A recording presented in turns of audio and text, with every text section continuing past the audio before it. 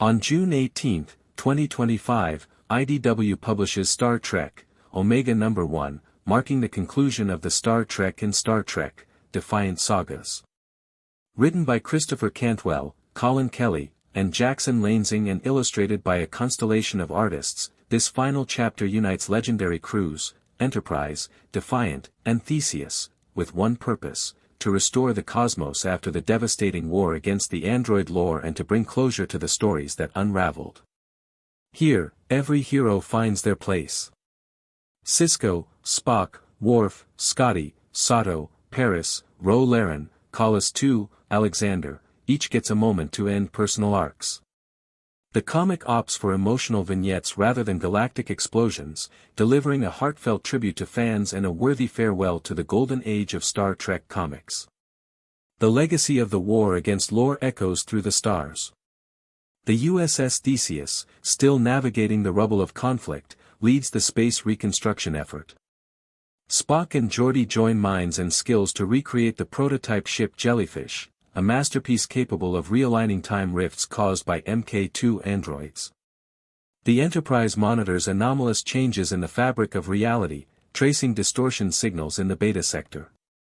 The Defiant, under Worf's command, patrols the Klingon border to prevent uprisings fueled by galactic instability. No battles or lasers appear in this chapter, each panel instead brims with symbolism, such as Picard reviewing logs of suicide ships to prevent history repeating, and Scotty, now 139, retiring from the fleet as he inspects Jellyfish's engines. The visual calm hides the tension of a universe on the brink of rebirth, and the Omega clock ticks quietly on. Back on Earth, Scotty reflects on his years in Starfleet and tells Uhura he'll be living with her in Edinburgh, far from the stars, a farewell full of quiet love. On Deep Space Nine, Benjamin Sisko reunites with his son Jake near the wormhole, this time without the morning moon, but with hope. Jake shares his first published novel, revealing he's internalized his father's lessons. Spock reconnects with Vulcan, now embracing the balance between logic and emotion. Beside him, Geordi sees the Jellyfish as a legacy of intergenerational engineering.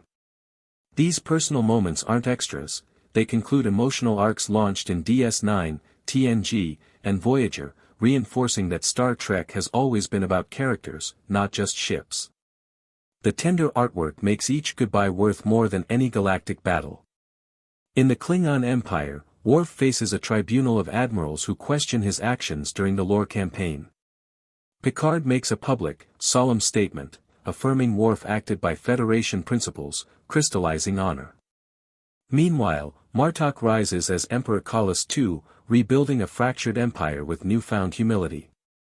Alexander Rosenko, Worf's son, takes a diplomatic post between Vulcan and QNOS, proving not all ties are severed by war. These vignettes hammer in a deeper message: power is not about conquest, but rediscovery of self. A double-page spread of Kirk overwhelmed by honor and the Klingon emblem glowing carries more weight than any warship. The present is no longer about strategy, but about reclaiming identity. Aboard the USS Voyager, Tom Paris and his family share a private dinner, watching a holo tutorial of children and grandchildren. It's a tender moment, choosing how to stay in Starfleet on their own terms. Ro Laren, the former Maquis, is released from political detention and wrestles with whether to remain in Starfleet or follow her libertarian ideals. Her panel captures the real pain of changing paths without closure. Sato delivers her departure speech. She's leaving Starfleet to lead a cultural project on Bethesda, symbolizing that the fleet doesn't imprison, it liberates.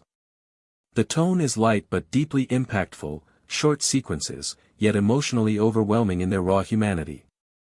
In the penultimate panel, the main characters gather on the bridge of the Enterprise E as Spock monitors the Jellyfish's systems.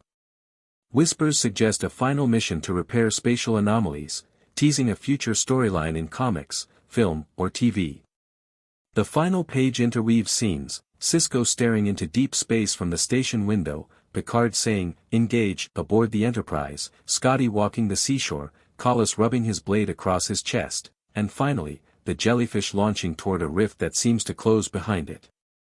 A single dialogue balloon reads, "To the next frontier." And the Omega clock disappears. It's goodbye, but not the end.